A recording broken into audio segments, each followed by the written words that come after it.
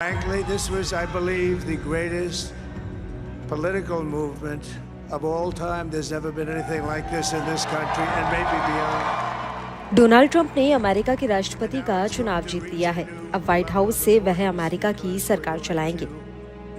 America की fox news ने कहा है कि डोनाल्ड ट्रंप अमेरिका के नए राष्ट्रपति होंगे। वह देश के 47वें राष्ट्रपति बनेंगे।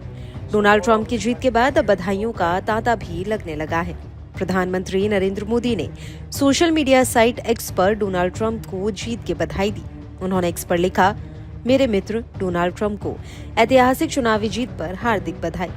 जैसा कि आप अपने पिछले कार्यकाल की सफलताओं को आगे बढ़ा रहे हैं, मैं भारत अमेरिका व्यापक वैश्विक और रणनीतिक साझेदारी को और मजबूत करने के लिए हमारे सहयोग को नवीनीकृत करने की आशा करता हूं। आइए हम सब मिलकर अपने लोगों की बेहतरी के लिए काम करें और वैश्विक शांति, स्थिरता और समृद्धि को बढ़ावा दें।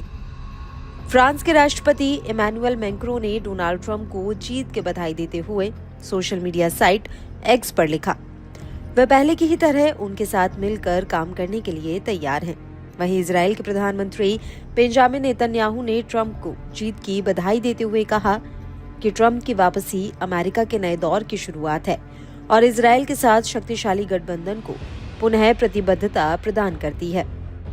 वहीं पाकिस्तान के प्रधानमंत्री शहबाज शरीफ ने डोनाल्ड ट्रंप को बधाई देते हुए एक्स पर लिखा, राष्ट्रपति चुनाव में डोनाल्ड ट्रंप को दूसरे कार्यकाल के लिए उनकी ऐतिहासिक जीत पर बधाई।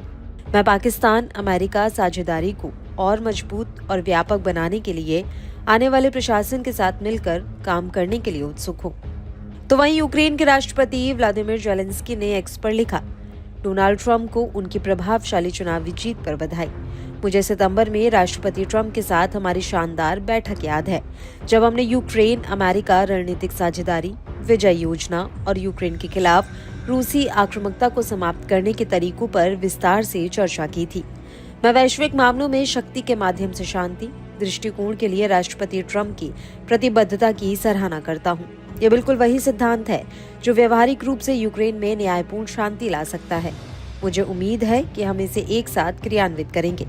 उन्होंने आगे लिखा कि हम राष्ट्रपति ट्रंप के निर्णायक नेतृत्व में एक मजबूत संयुक्त राज्य अमेरिका के युग की आशा करते हैं। हम संयुक्त राज्य अमेरिका में यूक्रेन के लिए निरंतर मजबूत द्विदलीय समर्थन पर भरोसा करते हैं।